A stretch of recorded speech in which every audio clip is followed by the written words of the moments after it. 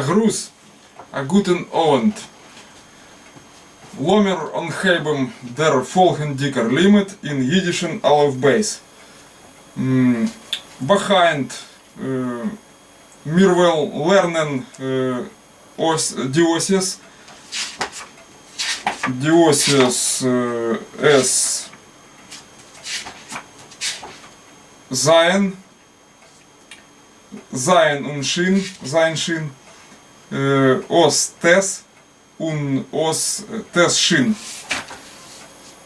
Konsonanten.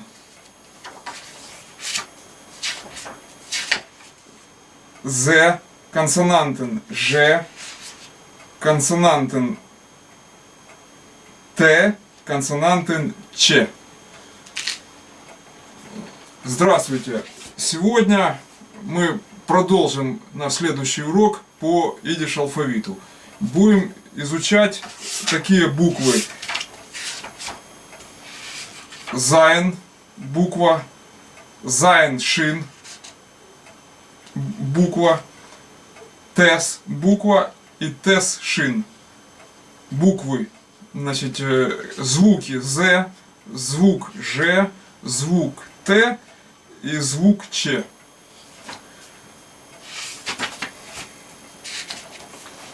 Продолжать будем по вот этому букварю, вот, так чтобы не лезть в духе предыдущих, как мы договорились, чтобы не лезть в более сложные вещи, курсовые так называемые, где вас сразу загрузят, и вы в какой-то момент потеряете, скажем так, связь с реальностью, вот, и забросите изучение языка.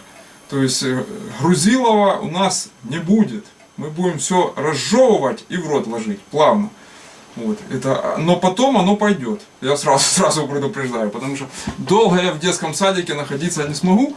Вот, но он нужен, он необходим, этот детский садик. Иначе оно, как говорится, ништ гештоген und ништ гефлоген. Это не в то горло пойдет. Вот. Можно было бы поздороваться как, допустим, Агут Морген. Вот. Агут Морген или Агутен Овент. Вот сейчас, допустим, Овент, сколько сейчас? Это 8, да? Это уже Овент. 8 вечера. Значит, но есть такая фраза, вот, допустим, Агут Морген Айх. Это по-одесски значит «Здрасте вам с кисточкой». Это, значит, или «Наше вам здрасте». Вот. Это Агут Морген Айх. Значит, еще оно переводится как «Здрасте, я ваша тетя». То есть это может быть и вопрос, может быть и удивление. То есть это уже одесско-идишские такие идиомы, скажем так. Агут Морген Айх. Вот. Да, значит, вернемся к нашим буквам. Осиас. Унзер Осиас. Так, значит, первое у нас в сегодняшнем уроке пойдет буква Зайн, звук З. Значит, звук будет консонанты и множественное число консонантын. Консонантын. Значит, ну это сейчас вам пока не надо. Значит, вот есть такая страница.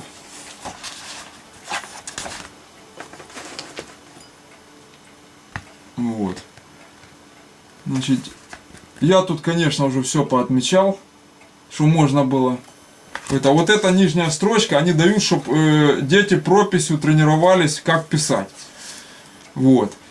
Значит, печатная, это Зайн. Зайн, видите? Значит, и рукописная. Здесь я ничего не дорисовывал, тут я совсем согласен. Вот единственное, что можно было подштриховать этот верхний хлыстик, который они вверх задрали, как антенну. Он такой не нужен, длинный. Вот, ну пусть будет, не будем вмешиваться. Вот, значит, что у нас здесь есть? У нас тут нарисован с одной стороны корабль, с другой стороны парусник, да, парусник. С другой стороны колос нарисован. Вот, поскольку буква у нас Зайн, звук З, значит, то у нас получается парус это, значит, Зегл, вот, и вы помните, что если я говорю зегл, я должен сказать обязательно определенный артикль, который бы определял его род, мужской, женский или средний. То есть это будет вайблех, это женский, менлех, это мужской, и захлех, это средний. Вот. Пишутся, их указывают в словаре. Значит, возле слов. Это по заглавной букве. Значит, менлех пишут букву, значит, мем, значит, вайблех, это женский, пишут, вайб, это женщина, вот, женский вайблех. Вот, пишут свейвован, мы ее уже учили на том уроке. Вот, и, значит, захлех, это средний род, пишут зайн, одну букву з. Это, в общем, после слова. Вот, обязательно это указывается. Значит, также, то есть я должен сказать вам правильно, der Segel, это парус. Вот. А теперь, это вот как он пишется. То есть я уже здесь позволяю себе те буквы, которые мы учили. Вот мы гимл учили, вот я его пишу, значит, прописью. Вот. Но сверху еще дублирую печатными. Это на всякий случай. То есть Segel пишется вот так вот. Вот написание. Вот это парус будет. Это вот сверху я продублировал печатное, здесь я уже письменное пишу. То есть это вы должны уже это осваивать, значит, и различать те, которые мы прошли буквы, где письменные, где печатные. Потому что на письме вы печатными писать не будете, это сложно. Ими пишут в книгах, потому что там типографский набор, шрифт и все прочее. Вот так принято. Вот. Но в письме вы будете писать только рукописными. Поэтому вот такое дело. Дальше, значит, здесь изображен колос. Вот. Колос у нас получается занг. Это, но правильнее было бы сказать дизанг. То есть это она. Вот то, что как бы солнце она, да, и дизун, да, а здесь будет дизанг. Вот, это будет колос, вайблех, женский род. Значит, пишется вот так вот. Дизанг. Зайн, нун, алеф, песах, да, это, нет, это зайн, алеф, песах, нун и гимл. Вот. Дальше по этой букве у нас идет рисунок, значит, в букваре у нас идет рисунок часового мастера или часовщика.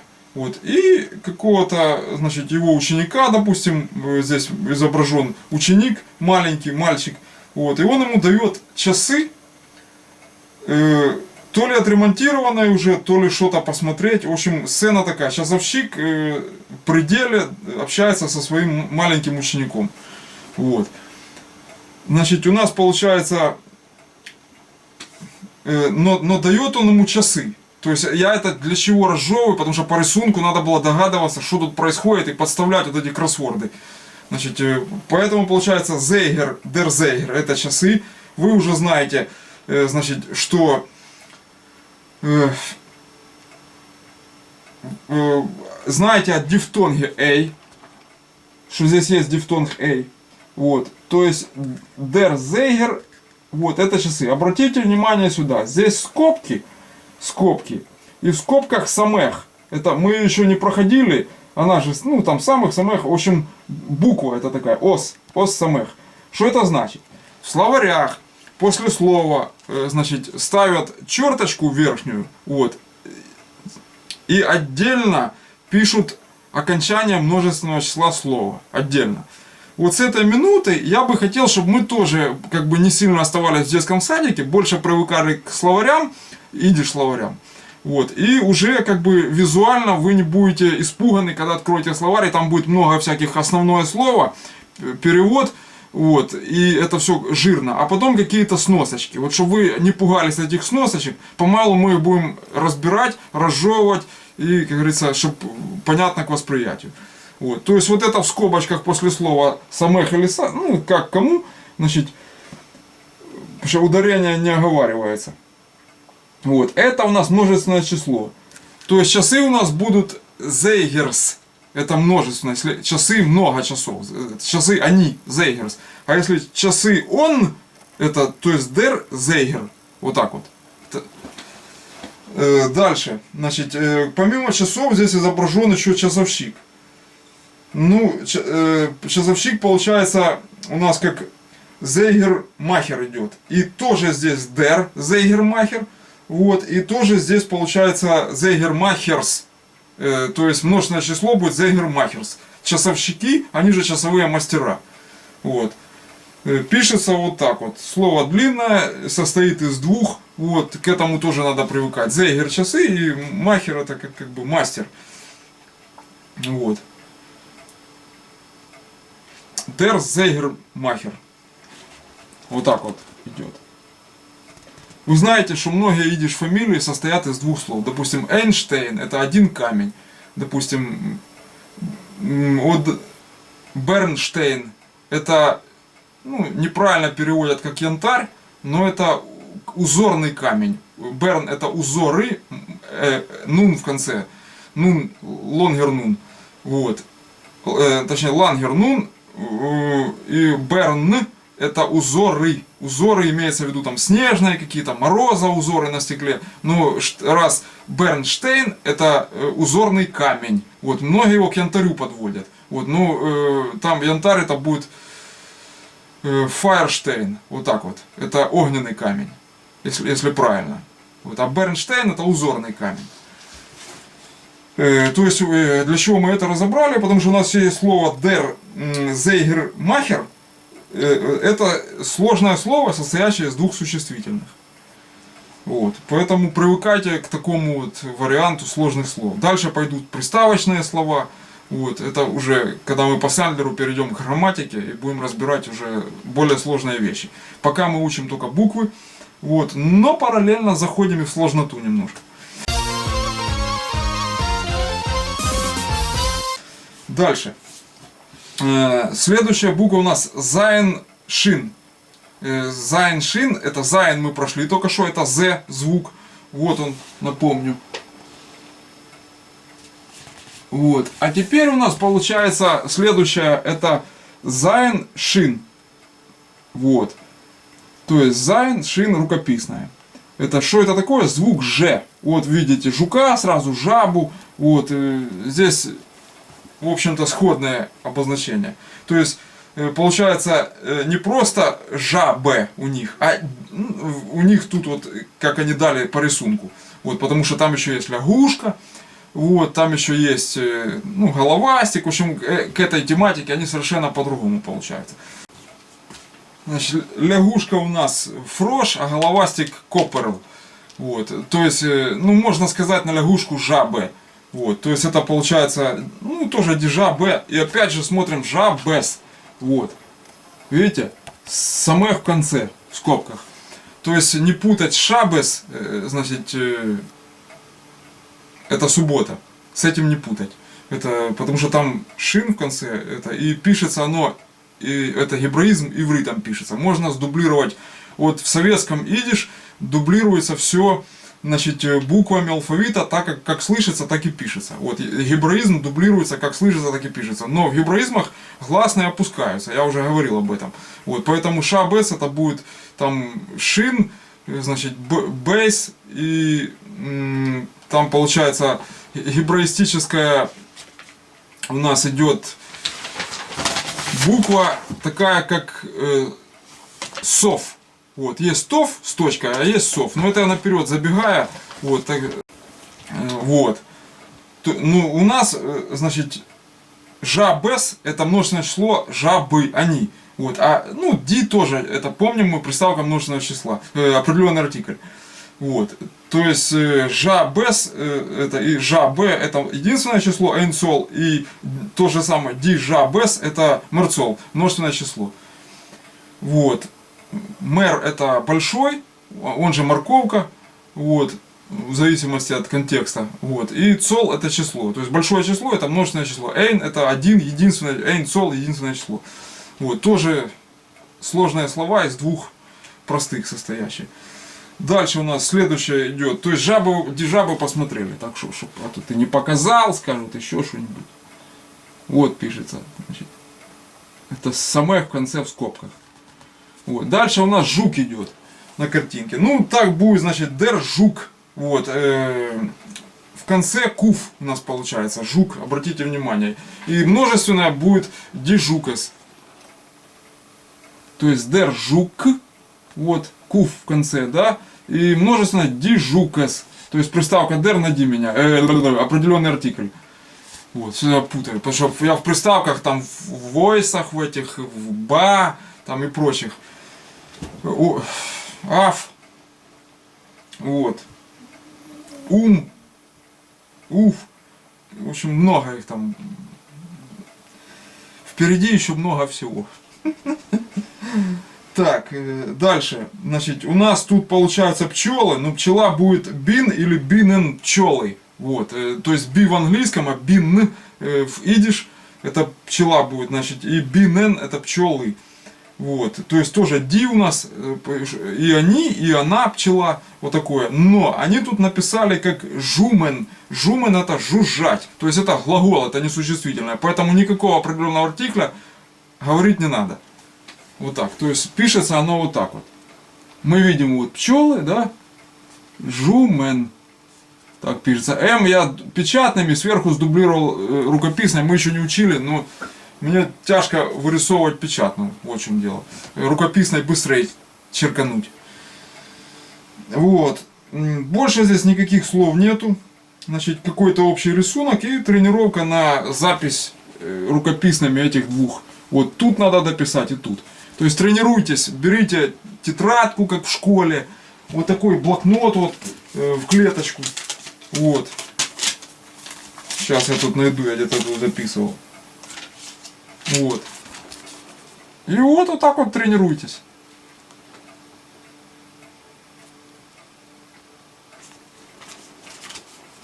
Это текущий мой блокнот. У меня поначалу, когда я начинал, это еще в 2009 было, вот, я списывал тетради, потому что мне тяжко было. Ну, после иврита, кстати, не так и тяжко. Вот. Туда влезать. Это. То есть, кто иврит знает или ухватил, или имел к нему отношение, это, или в Израиле кто будет смотреть. Вот. Эрец Исраэль. Б Эрец Исраэль можно, или в зависимости там Ле, там, ну, в общем, это долго. Мы сейчас не в иврите, мы сейчас видишь. Ин Эрец Исраэль. Вот, дальше. Вам легче будет. Вам будет легче. Потому что там практически все сходное, только название. Вот. Но легче в зависимости от чего. Это вам тоже себя ломать в какой-то степени придется, как я себя ломал. Это на переозвучку, на переназвание, на другое изменение гласных в гебраизмах. Вот. Но это же сложные вещи, объясняю. В общем, вы сами все дойдете в процессе обучения. Так, то есть мы рассмотрели Зайн Шин. И получается у нас тут звук Ж. Значит, консонант Ж. Вот так вот. Следующая буква у нас получается ТЭС. Они тут дают ТЭС. У них следующая. Потому что я бы дал ХЭС, но она в гебраизмах. Они ее пропустили, ХЭС. Вот. Это как хей, только она слитно пишется. Вот примерно вот. Ну вы поняли. Вот. Ну я. В общем, это. Потом мы ее затронем, пока что первоклассникам по букварю она неуместна в изучении. Вот, это очень сложные религиозные вещи, но не только религиозные. Есть идиоматические там, то есть местного разлива. Вот, значит, ТЭС у нас вот так вот обозначается. Вот. Печатная, рукописная. Вот я тут хлыстик дорисовал, они его плохо завернули. Вот плохо. И оно как-то, не кошерно получилось. Вот правильно вот так вот, как я хлыст здесь дорисовал. Вот глубже они его заворачивать должны были. Вот. Сейчас это так пишется. Значит, что у нас тут есть? Ну, доска у нас тут есть. Товел. Это такая... Дершул Товел называется. Это школьная доска. Вот. Или множественное число Товлен. Пишется вот так вот. Вот.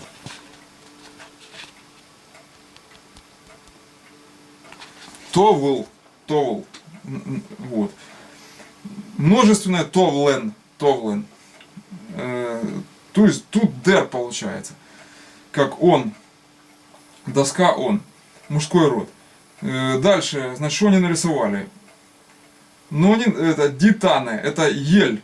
Это как бы получается. Потому что есть сосна. Сосна, слово иголка. Иголка нодл будет. Не нидл в английском, а нодл.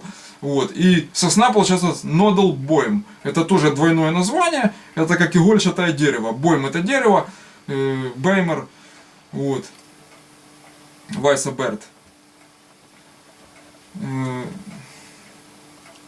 Да, это кусок стиха там какого-то у меня проскочило, не могу вспомнить откуда он. Вот, значит, то есть дитане и дитанен это будет ели, ели. Значит, есть еще название как диодле. Это диодле и диодлес. Это тоже ель, там, в общем, новогоднее, там, в общем, игольчатое дерево. То есть вечно зеленое. То есть йодле это елка больше, вот так вот, йодлы. Диодлы, значит, но у нас изображена ель, поэтому по буквам подходит дитане. То есть вы должны знать и йодле, и нодалбоем, и тане. То есть это все таки сосноподобное. Вот так бы я сказал. Елкоподобное. Вот йодле, йодлес, ди, значит, и дальше дитане, танен, дитанен. То есть это ель и ели. Пишется вот так вот.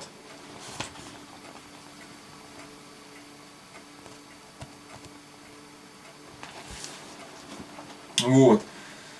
Дальше, значит, у них тут торжество на рисунке. Вот.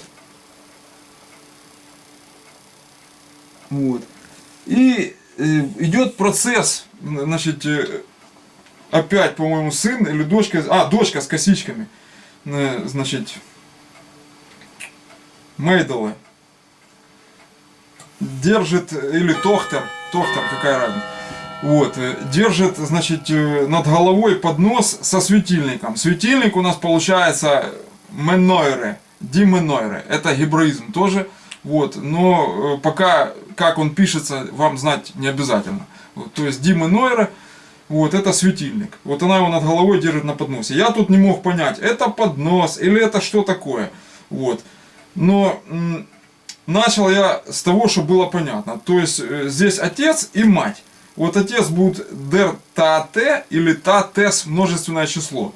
Вот. Это вам надо будет запомнить. Значит, пока вот так вот мы смотрим. То есть начали с простого.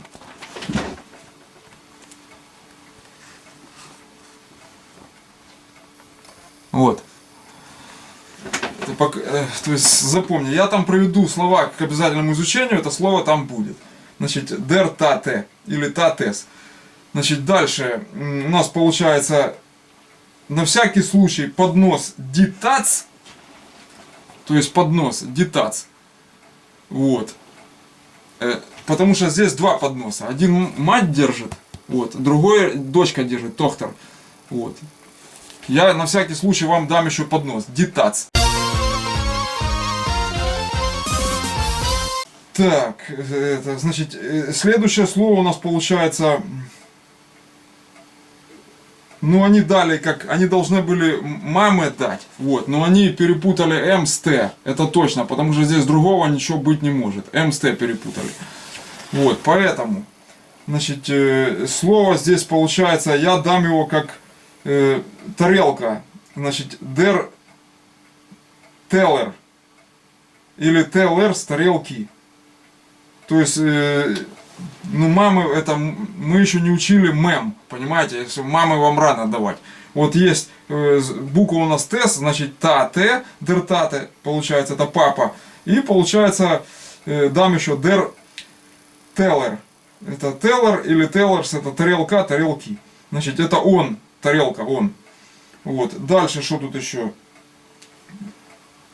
Тиш гешер, у нее на подносе тиш гешер, это столовая посуда.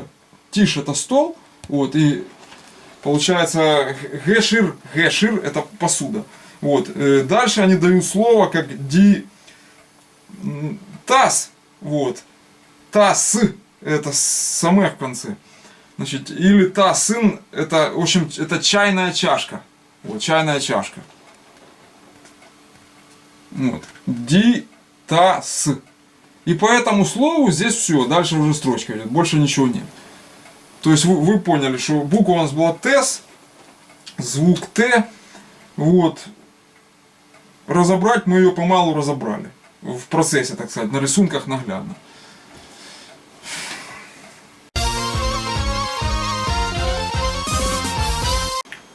Так, раз про тарелки уже заговорили, значит, вот есть такая вот идиома, допустим, ну, sein in a schlecht Humor. Это быть не в своей тарелке.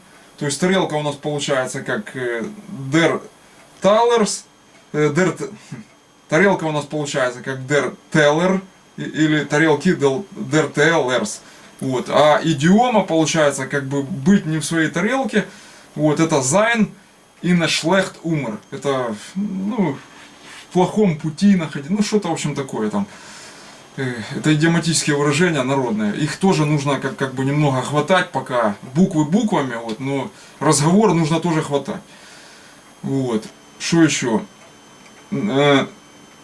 Да. Значит,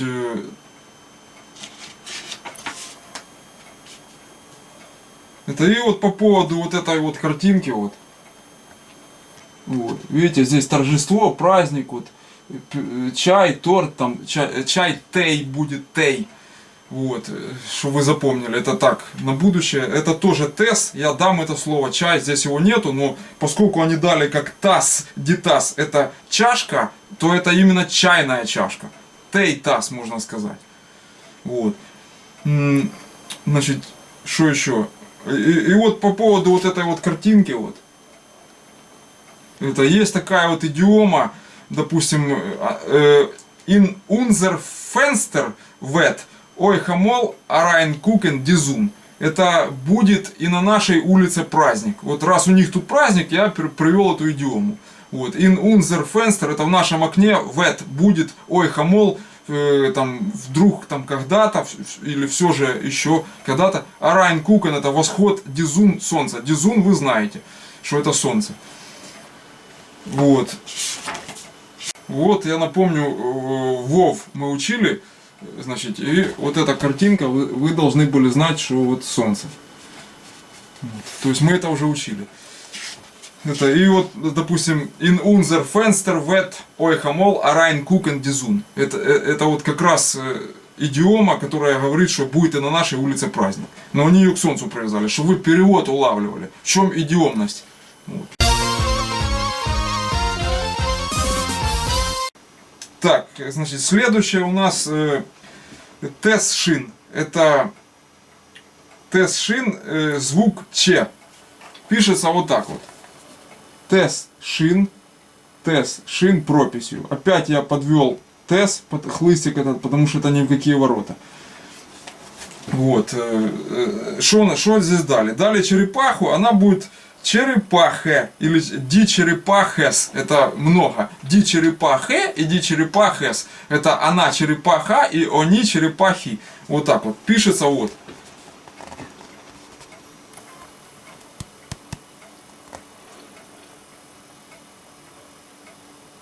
То есть видно.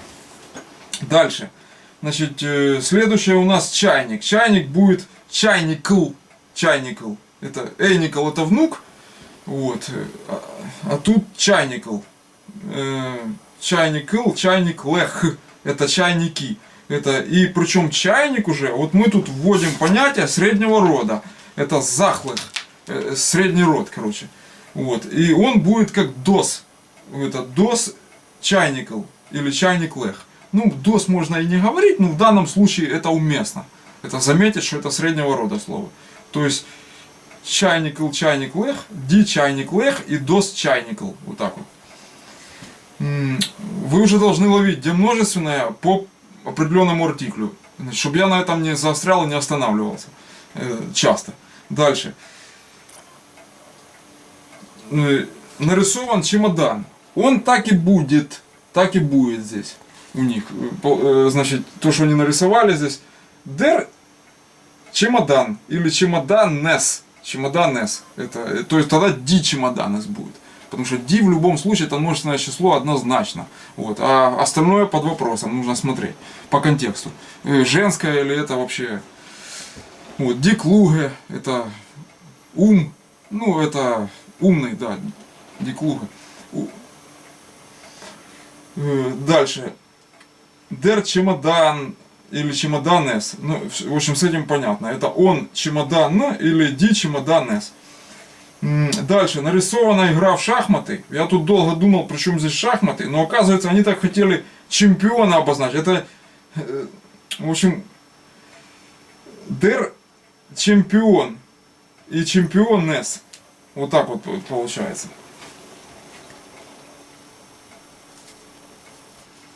Ди чемпионес. То есть дер чемпион и ди чемпионес. Вот. Тут есть такое дело, как pay. Это буква P, звук P. Вот. Но пока мы его не учили, я на нем заострять не буду. В конце проведу по транслиту по-русскому, в квадратных скобках прочитаете. Вот. То есть помалу, чтобы к другим буквам тоже привыкали. Вот. Значит, что еще тут можно сказать? Как идиому тут можно вставить как об форштимунг, это чемоданное настроение. Вот это вот об форштимунг, это одно слово, оно не разделяется. И вот это об, это уже приставка идет. Это сложные вот эти вот вещи, которые приставочные приставки, которые идут к словам и совершенно им там какие-то такие несуразные значения. Вот, неожиданные, я бы сказал. Суразность там под вопросом, а вот неожиданность это точно. Вот, то есть об форштимунг это чемоданное настроение. Вот сюда же можно как приклеить как Sitzen auf die Päcklech. Päcklech это пакеты, это упаковки. Вот Sitzen auf die Päcklech это сидеть на чемоданах, сидеть на пакетах. Вот это или чемоданное настроение об форштимунг. Вот так вот получается. Дальше, что тут еще можно сказать? Ну, то есть вы уже что-то уловили из идиоматических выражений. Вот в частности есть тут такое как увдекен дикартен, это вскрыть карты, увдекен. Это вот уф тоже, это приставочное. Декен это там вскрывать, допустим. Увдекен открыть там карты, дикартен. Или выложить карты на стол, что называется. Давайте откроем карты, да? Ломер увдекен дикартен. Вот, дальше. Что еще? Собака здесь тоже хочет изучать идиш. Правильно делает. Так. Есть еще такая идиома, как «Das исход nicht divert, kein ausgeblosen ei». То есть, что она значит? Это выеденного яйца не стоит. Вот. «Das исход nicht divert, kein ausgeblosen ei». Это, значит, так и называется. Это диверт, это цена, там вот диверт, да, она, цена. Это, то есть это не цена, не может быть ценой для ойсгеблозен, это выдувать. Это, а эй это яйцо. Вот. Это, ну это не цена для выдуного яйца, которое выдули. Вот так вот. То есть дос исход нит диверт кейн ойсгеблозен эй. Это выеденного яйца не стоит. Это такая идиома. Видишь. Вот. Ну, значит, еще вот, допустим, сюда же можно вот вместо идиом, я говорил, выгодно изучать какой-то народный фольклор, куплеты каких-то песен. Это сразу песню вы не запомните, потому что это сложно. Но куплет обязательно должен вами быть точно переведен и понят.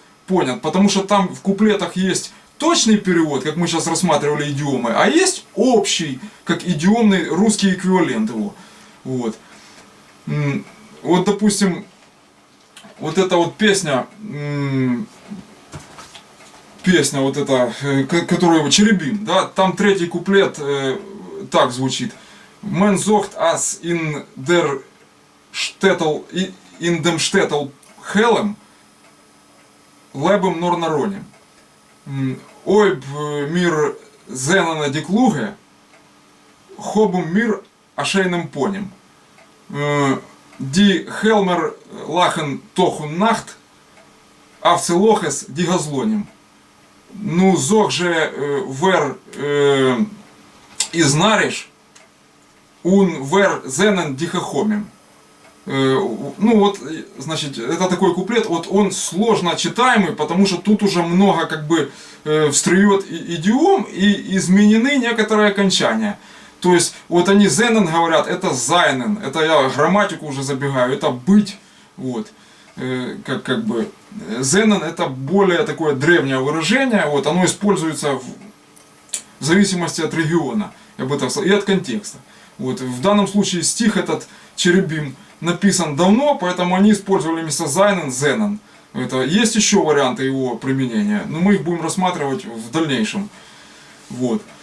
Если, значит, перевести «мен зохт ас ин дем штетл хелем лебом нароним», это «мен зохт», это люди говорят ас ин дем штетл хелем, что в дем это сразу падеж обозначает, там, допустим, где, но это позже мы грамматику будем учить. Ас ин дем штетл хелем, в городе Хелем, люди говорят, что в городе Хелем, лебом нароним. Это живут только, ну, глупцы нароним. Вот. Да, значит, ой мир зенена диклуге, то есть правильно было бы сказать ой мир зайнен диклуге, то есть если бы мы были умными, хобом мир ашейном поним. Имели бы мы хобом мир ашейном поним, красивые лица, если бы мы были умными. Вот, дальше. Хелмер лахен тоху нахт, это хельмерцы, это те, кто в городе Хелем живут, хелемцы. Значит, лахен тоху нахт, смеются день и ночь, а в селоха с дигазлонем. Это на зло, смеются день и ночь, на зло разбойники. Вот, а в селохас это гебраизм. Да, значит, дигазлоним, это разбойники. И дальше, ну, зог же вер из нариш, это ну, так и переводится, как ну. Вот это тут идиома украинская получается, ну, региональная, это восточный идиш. Вот. Ну, зог же, ну, скажите же тоже так же и будет. Ну, зог же вер из нариш, это кто глупцы, нариш, это окончание гебраизма множественного числа. Ну, там нарим бы было, ну тут нариш. Кто, допустим, кто глуп, нариш, да, кто глуп здесь так получается, без множественного. Вот. Унвер зенен дихохомим. Я бы перевел унвер зайнен дихохомим. Вот. И кто, допустим, умен из них. Вот. Кто из них умен. Это, то есть, ну, допустим, если идиомно перевести, говорят, в местечке Хелем живут только дураки. Если бы были мы умны, были бы у нас красивые лица. Значит, они хохочут день и ночь, там, а в селоха с дигазлонем. Это идиомно перевести, и плакать не желают. Вот так вот можно перевести. То есть это не на зло разбойники, а и плакать не желают. Вот, и, допустим, и дальше идет, ну зог же вер из нариш, он вер зайнен дихохомим. Я зайнен говорю, потому что мне так привычно. Зенен я не понимаю. Это зен, это там, допустим, видеть, смотреть, там такое. Ну скажи же, кто глуп, а кто умен. Вот так оно переводится. Он вер зайнен дихохомим. Ну, в общем, для чего это все вот это вот? Это вам надо проговаривать, чтобы вы привыкали, речевой аппарат привыкал к языку. Вот эти куплеты, эти какие-то другие там других песен. Эс сумир гекумена кузина, шенви голд из зиговен дигрина, бекелех вероэте померанцин, фиселых возбетем зиг сунтанцин. Это вот такие вот куплеты вам надо знать полностью и знать, что они означают. Но у них может быть два значения. То, что вы перевели, и русский транслит. Потому что в фолькс, в народных, идиш народном, там все на идиомах в основном. Это и в русском эквиваленте оно так звучать не будет. Это или в русском будет надо сделать красивее, чем оно звучало у них по тексту. Понимаете? То есть это уже музыка языка. Вы ее должны улавливать. Улавливать, переводя какие-то вот строчки. Вот так я бы сказал. Вот. Ну, als Limit geendigt Danken for Aufmerksam. Вот. Что еще тут можно сказать? Значит, seid gesund und glücklich. Или bleibt gesund und glücklich. Это первое, seid gesund und glücklich. Оставайтесь здоровыми и счастливыми. Будьте здоровы и счастливы. Вот, а bleibt это оставайтесь здоровыми и счастливыми. Это вот так вот. Вы это множественное число. Вот. И значит, второе лицо. Вот так вот получается. Второе лицо множественное число вы. Это, поэтому окончание будет seid, не зай, это будь. Вот. А и bleib, оставайся. А seid и bleibt, но это в дальнейшем как грамматику. То есть вот эти окончания все, и в песнях я стараюсь их полностью проговаривать. Потому что когда поют, их опускают. Вот, и понять нельзя ничего. В итоге сжевывают, опускают окончание, сжевывают с приставкой следующего слова. И в итоге у вас такой каламбур, это, и потом думаешь, как она это учила, что она это произнести не может. Вот она поет это. Вот. Ну может там в том регионе так принято. Это мне уже сложно сказать. Als. Seid gesund.